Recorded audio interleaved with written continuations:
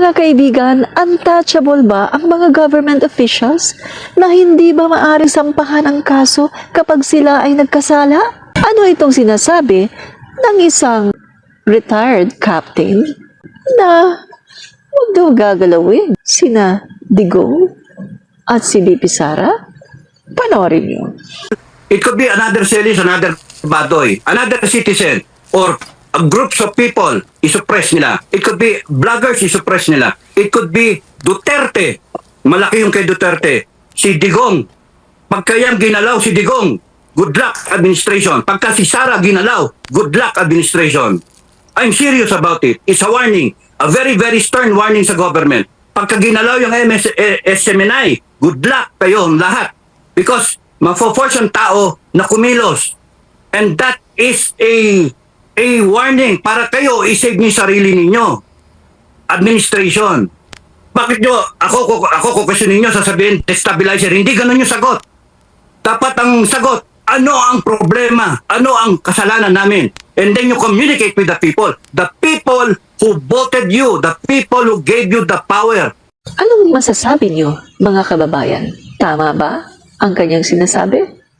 Sa tingin ko, parang siya ay nagbabanta sa ating gobyerno. Kapag ganito na, mga kaibigan, ang tono ng mga dating retired officer, parang hindi na maganda, mga kaibigan. Mawawala na ang ating rule of law. Dahil parang lumalabas na kahit merong mali ang dating presidente, ay hindi pwedeng galawin.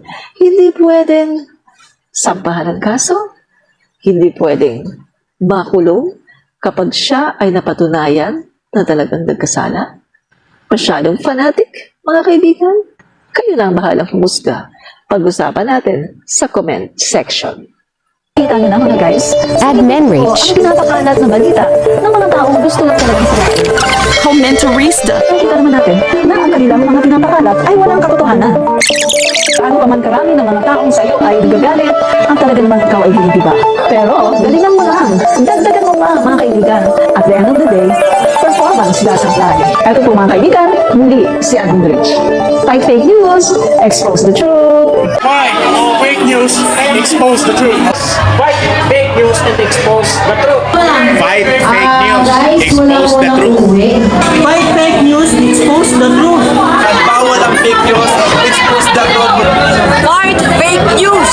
Expose the truth.